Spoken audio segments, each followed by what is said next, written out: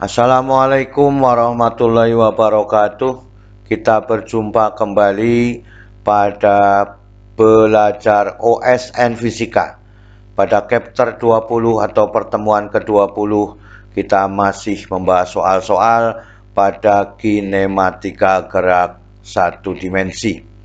Semoga kita selalu diberikan kesehatan dan kekuatan, juga keluarga kita, sehingga kita dapat melakukan kegiatan sehari-hari seperti biasanya. Semoga paparan video ini dapat membantu dan mempermudah belajar dalam OSN Fisika pada gerak satu dimensi. Kita lihat pada soal nomor 1, ya. Seorang anak di dalam perahu ingin menyeberangi sungai.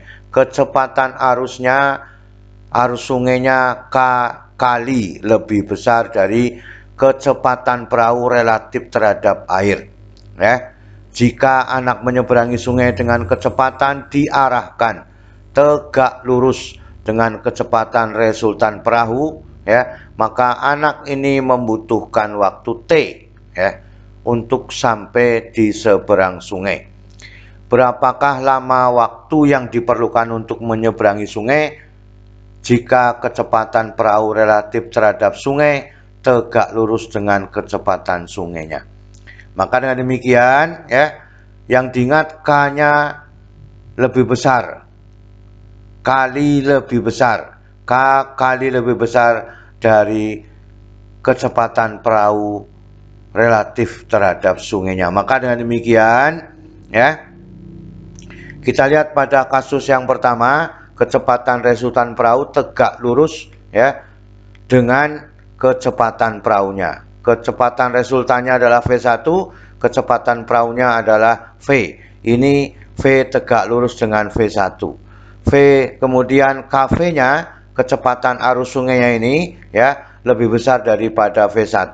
Ini gambarnya. Maka ada jarak yang ditempuh oleh perahu pada kasus ini adalah L. Maka dengan demikian, ya, ini adalah bentuk sinnya. Berhadapan dengan V, maka V dibagi dengan KV adalah sinnya. Sin theta sama dengan V dibagi KV atau hasilnya K. Maka cos theta bisa dicari menggunakan aturan trigonometri, yaitu bahwa sin kuadrat theta ditambah dengan cos kuadrat theta sama dengan 1. Maka cos kuadrat theta sama dengan 1 dikurangi sin kuadrat theta. Hasilnya cos theta adalah akar dari 1 dikurangi sin kuadrat theta. Sin kuadrat theta hasilnya adalah seperka dari sin tetanya. Maka dengan demikian, akar dari 1 dikurangi 1 per K dikuadratkan. Maka dengan demikian ini menjadi K kuadrat, ini juga K kuadrat dibagi K kuadrat, maka K kuadrat dikurangi 1 dibagi dengan K kuadrat. Kalau seper K kuadrat diakarkan, maka menjadi seper K, maka hasilnya adalah cos theta adalah akar K kuadrat dikurangi 1 dibagi dengan K. Cara lain untuk mencari cos theta berupa V1 dibagi dengan kecepatan arus sungainya, yaitu KV. Maka cos theta adalah, ya, cos theta adalah V1 dibagi dengan KV. Kan itu. Cos theta sama dengan V1 dibagi dengan KV, maka V1-nya adalah KV dikalikan dengan cos theta. Itu yang diinginkan, sehingga kita bisa menentukan bentuk geraknya, bentuk kecepatan dari resultannya adalah KV cos theta. Pada sudut alfa, maka sin theta D dibagi dengan L. Maka D sama dengan L dari sin theta, ya. Maka dengan demikian perahu melakukan gerak lurus beraturan, sehingga L sama dengan V1 dikalikan dengan T. Ini sudah ada, maka kita lanjutkan persoalannya. Maka dengan demikian V1 sama dengan KV cos theta dimasukkan sini menjadi KV cos theta dikalikan T. Dimasukkan sini, maka menjadi D sama dengan KV cos theta dikalikan T dikalikan dengan sin theta. Maka persamaan D lebar sungainya itu sama dengan KV cos theta sin alfa dikalikan dengan T. Ini kasus pertama, kita bisa menentukan besarnya lebar sungai, ya. Maka pada kasus kedua kita ingin mencari bahwa V-nya tegak lurus dengan KV, ya.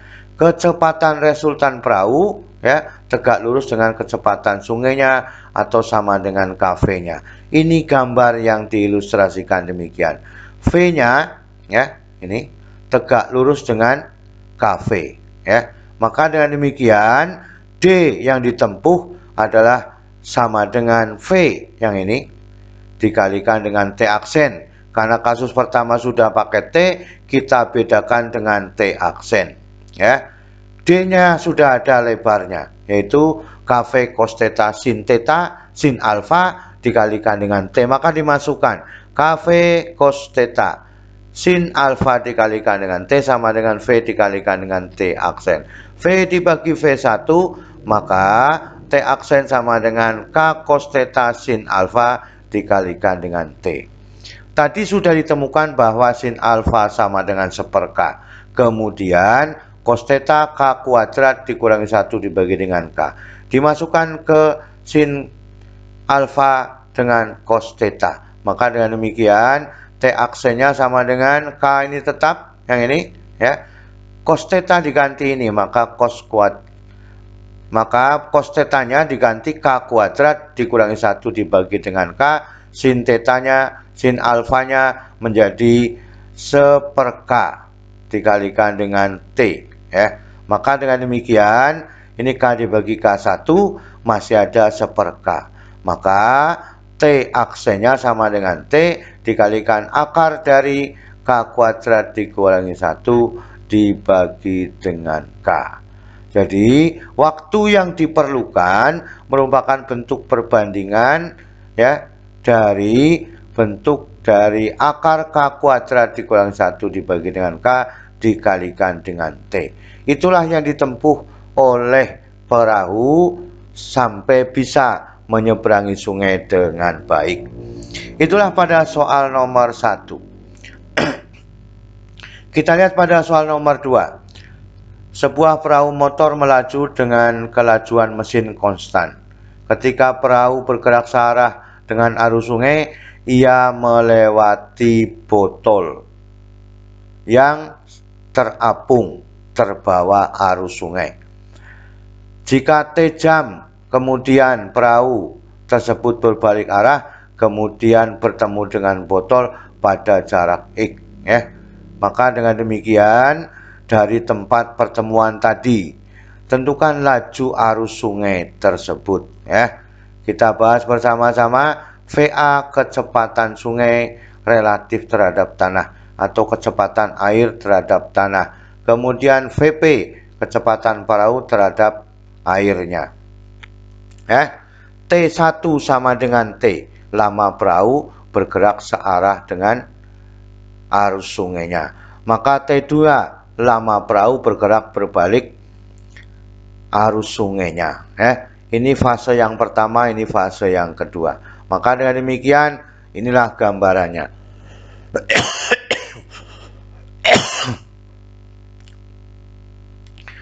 Maka dengan demikian ini ilustrasinya.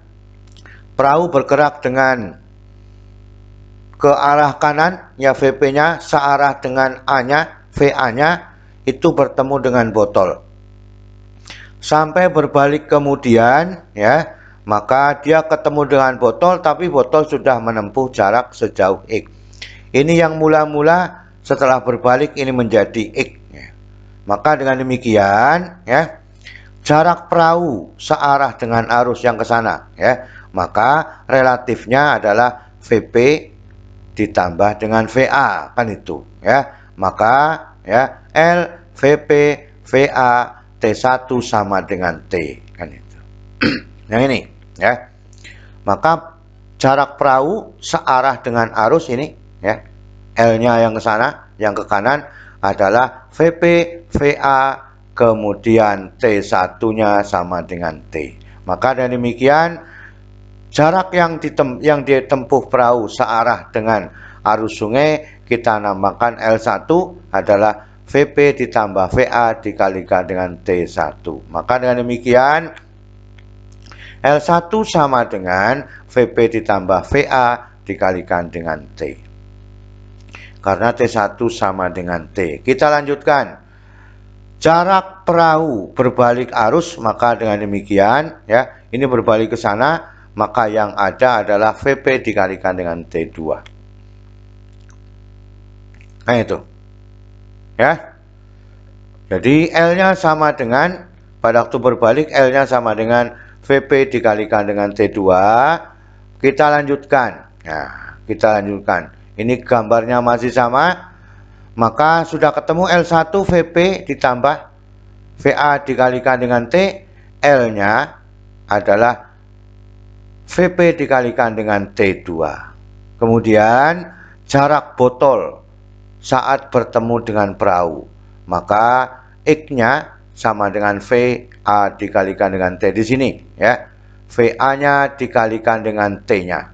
Maka dengan demikian, dari jarak pertama searah dengan perahu kemudian berbalik di sini sampai titik ini ya, maka dengan demikian ya, bertemu setelah menempuh jarak X, maka selisih jarak perahu searah arus dengan jarak botol saat bertemu kembali ya, menempuh jarak sejauh L. Maka dengan demikian L-nya ya, yang ini ya, adalah L1-nya sampai sana, L1-nya dikurangi dengan X-nya. Maka dengan demikian ya, L1-nya adalah VP ditambah dengan VA dikalikan dengan T dikurangi VA dikalikan dengan T ya. Maka dengan demikian, jarak yang ditempuh oleh perahu pada waktu berbalik di sini ya, di sini ya, maka dengan VP dikalikan dengan T2. Kemudian selisih jaraknya setelah bertemu botol pada jarak X ya, maka dengan demikian VP-T2 sama dengan VP ditambah VA dikalikan dengan T dikurangi VA dikalikan dengan T. Maka dengan demikian nilai T2 diperoleh dari, nah gitu, bahwa L sama dengan L ya. Supaya bertemu kembali dengan botol pada jarak X, maka VP T2 sama dengan VP ditambah VA dikalikan T dikurangi dengan VA dikalikan dengan T. Kita kalikan yang di dalam kurung, maka VP dikalikan T ditambah VA dikalikan T dikurangi VA dikalikan dengan T, ini harganya 0 ya.